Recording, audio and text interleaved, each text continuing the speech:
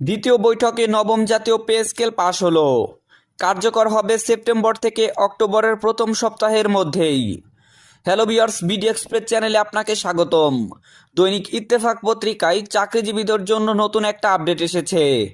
তাই যারা চাকরিজীবী আছেন ভিডিওটি স্কিপ না করে শেষ পর্যন্ত দেখুন এবং ভিডিওতে একটি লাইক দিয়ে চ্যানেলটিকে সাবস্ক্রাইব করুন সরকারি এবং বেসরকারি চাকরিজীবীদের যে কোনো নিউজের আপডেট সবার আগে পেতে।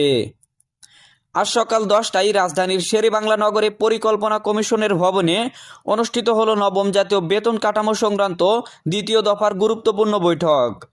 এই বৈঠকে উপস্থিত ছিলেন বেতন কমিশনের চেয়ারম্যান, সদস্যরা, অর্থ মন্ত্রণালয়ের শীর্ষ কর্মকর্তা, জনপ্রশাসন মন্ত্রণালয়ের প্রতিনিধি সহ বিভিন্ন দপ্তরের অভিজ্ঞ বিশেষবৃন্দ।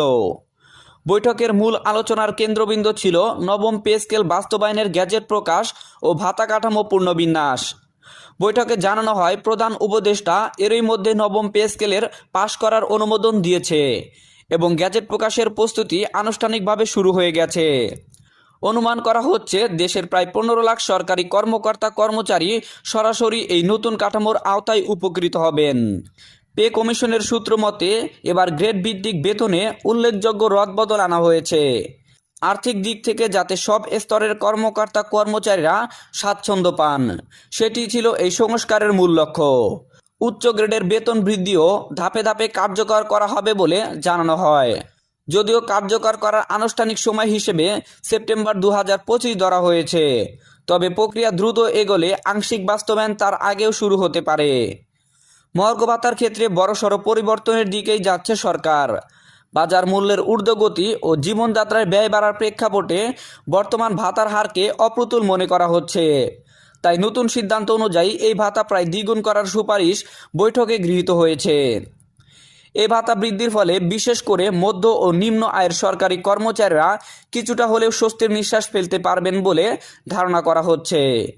শুধু মহার্ঘ ভাতায় নয়, চিকিৎসা, বাসা ভাড়া, টিফিন সহ অন্যান্য ভাতাও কাঠামোতেও যুগোপযোগী পরিবর্তনের অনুমোদন দেওয়া হয়েছে। অর্থনীতিবিদদের মতে এই পে স্কেল বাস্তবায়ন দেশের সামগ্রিক অর্থনীতিতে ইতিবাচক প্রভাব ফেলবে। সরকারি কর্মীদের ক্রয় ক্ষমতা বাড়বে, যা অভ্যন্তরীণ বাজারে টাকার সঞ্চালন বাড়িয়ে অর্থনীতিকে আরও চাঙ্গা করে তুলবে। বৈঠক শেষে কমিশনের চেয়ারম্যান সংবাদ মাধ্যমকে বলেন, এটি শুধুই একটি বেতন বৃদ্ধির প্রক্রিয়া নয়, বরং সরকারি কর্মচারীদের মর্যাদা পুনরুদ্ধারের একটি পদক্ষেপ। আমরা চাই তারা যেন নিরাপদ ও নিশ্চিন্তে জীবনযাপন করতে পারেন। উল্লেখ্য, সর্বশেষ বড় ধরনের পে স্কেল সংস্কার হয়েছিল 2015 সালে। তখন সর্বনিম্ন বেতন নির্ধারণ করা হয়েছিল 8,250 টাকা এবং সর্বোচ্চ 78,000 টাকা। এবারের কাঠামোয় সেই হার দ্বিগুণের কাছাকাছি পৌঁছতে পারে। ধারণা করা হচ্ছে নতুন বেতন সর্বনিম্ন 18,000 টাকা এবং সর্বোচ্চ প্রায় 1,10,000 টাকা পর্যন্ত হতে পারে।